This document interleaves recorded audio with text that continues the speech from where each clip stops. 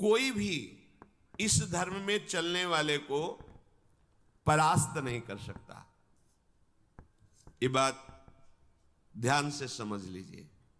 जैसे कोई बहुत बड़ा तांत्रिक है और वो भूतों को वश में करने वाला है और तुम्हारे ऊपर भूत लगा दे, तंत्र के द्वारा मारण मूठ या कोई शाप या किसी तरह का अमंगल, ध्यान दीजिए, ये इस धर्म की बड़ी महिमा है।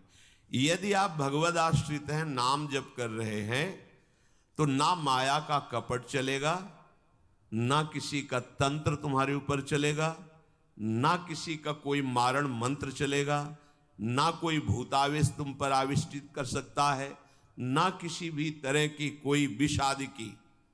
यदि आप सच्चे हृदय से भगवान की शरण में हो तो तुम्हारे ऊपर विष का भी प्रभाव खवाया जाएगा, विष वो हो जाएगा स्वास्थ्य वर्धक अमृत। गरल सुधा, गोस्वामी जी कह रहे, रिपु करहि मिताई, गोपद सिंधु अनल शीतलाई। जो भगवान का आश्रित जन होता है उसको विष भी अमृत हो जाता है।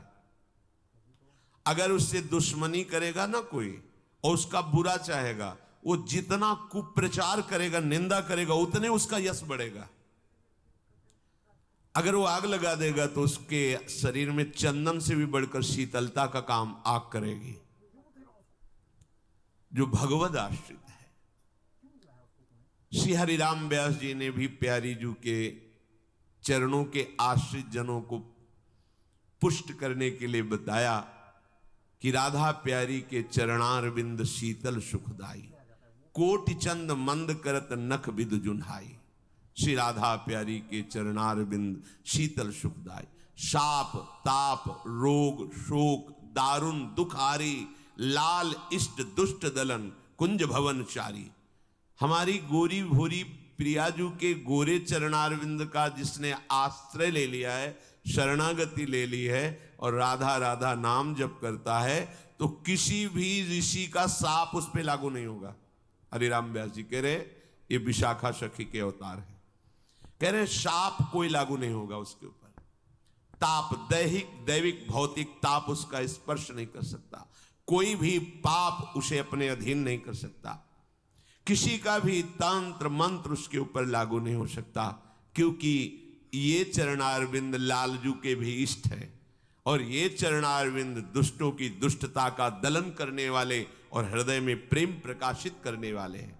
कोई भी भयानक से भयानक रोग तुम्हारे शरीर पर हो सकता है, पर वो तुम्हें अधीन नहीं कर पाएगा।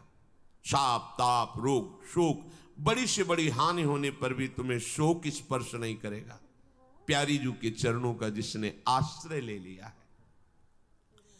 ये ऐसा परम धर्म है कि इसके आश्रित को कोई भी तंत्र मंत्र मूठ मारण भूत प्रेत पिशाच पिशाचनी कोई भी नहीं स्पर्श नहीं कर सकता। ध्यान रखना।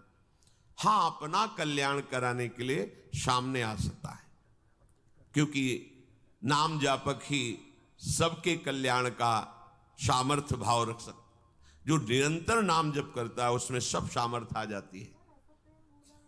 एक बार भाई जी से हनुमान प्रसाद पोद्दार जी समुद्र के किनारे बैठे नाम जप कर रहे थे, तो देखा एक सफेद पोशाक पहने हुए पाग बांधे हुए पारसी वेशभूषा में सामने खड़े हैं।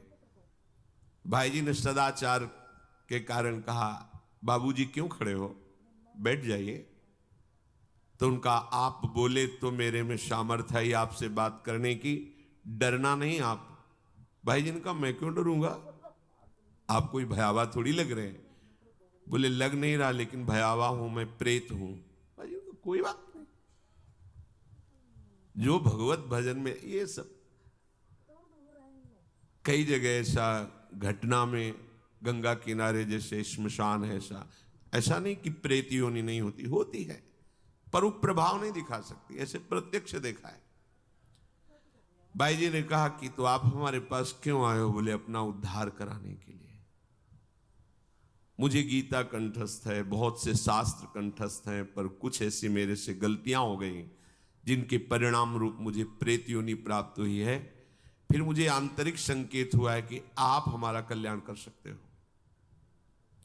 भाई जी ने कहा तो बड़े आश्चर्य की बात है कि आपको गीता कंठस्थ है और फिर आप प्रेत योनि में गीता के एक श्लोक बोल दे तो प्रेत तो मुक्त हो जाता है। बोले मुझे से कुछ ऐसे भयानक अपराध हो गए, जैसे गुरुद्रोह है, वैष्णव अपराध, ये बड़े भयानक अपराध होते हैं। जब किसी का पतन होना होता है तो माया यही खेल खिलवाती है, क्योंकि और सब पाप हैं वो दरस परस अगनाश, गुरुजनों के संतों के दर्शनों से ही नष्ट हो जाते हैं। लेकिन संत द्रोह, नाम जापक, वैष्णव द्रोह, गुरु अवज्ञा, गुरुद्रोह, ये भयानक अपराध होते हैं, इनसे दुर्गति हो जाती है। तो अपना कल्याण करने के लिए कोई ऐसा भले नहीं तो किसी भी भक्त के सामने, भगवद आश्रित नाम जापक के सामने किसी का चेटक नहीं चलता है।